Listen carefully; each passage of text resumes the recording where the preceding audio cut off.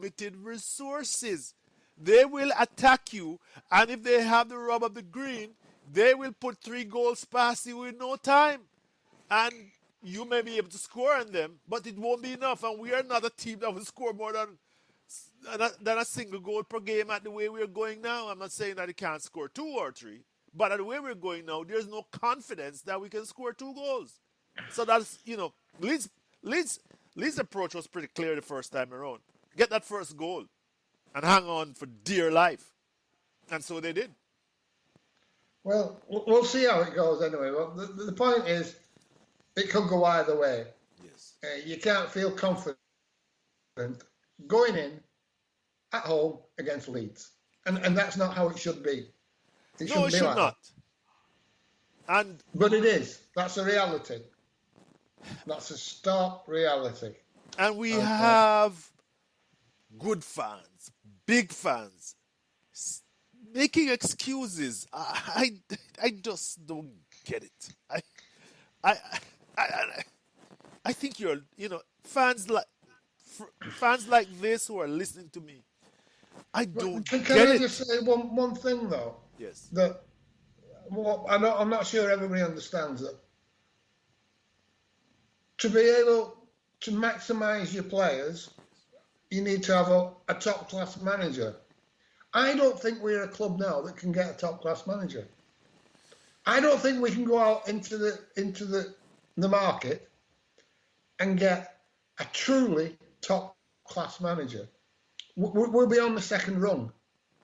I think with Arteta, we're on the third rung because we're banking on him climbing up into the second rung. Yes.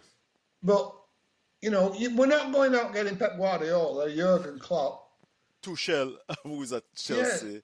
Yeah, we're not getting them. We're not. We can't attract them. Why would they come You to remember us?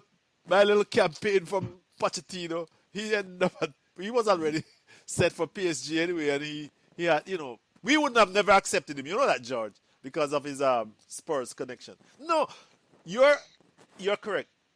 None of these big coaches I want to struggle with our owners with the kind of talent we have. If they can get a bigger job, I don't see it.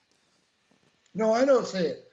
So maybe that's why we've gone for Arteta. Yes. Accepting that he's not top class, but hoping that he will step up and become top class.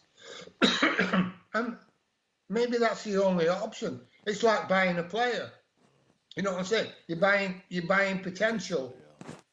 You can't afford 100 million for a top class player, so you're going to pay 50 million for a young player who might become a 100 million player in 2 years' time, because that's all you can afford. That's all you can do, and then you run the risk of it not working. But what you mustn't do is pay 70 million for a world class player.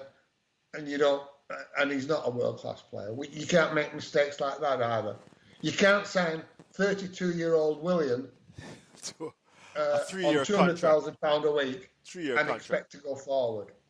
You can't do that. You can't send one of the brightest young talents, defenders, out on loan for a second year out of a 4-year contract and expect him to come back happy and take us forward in the future. There's so much going wrong, it's frightening.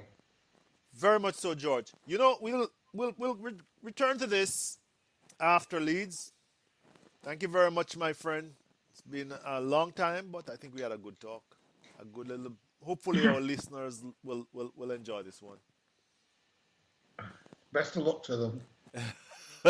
Best of luck to us all, Arsenal fans. Because I don't enjoy much about it at the moment, watching Arsenal. Yes, it is. It's grim, George. It is. But hey, we are fans. Thank you very much, my friend. All right. Goodbye. Bye.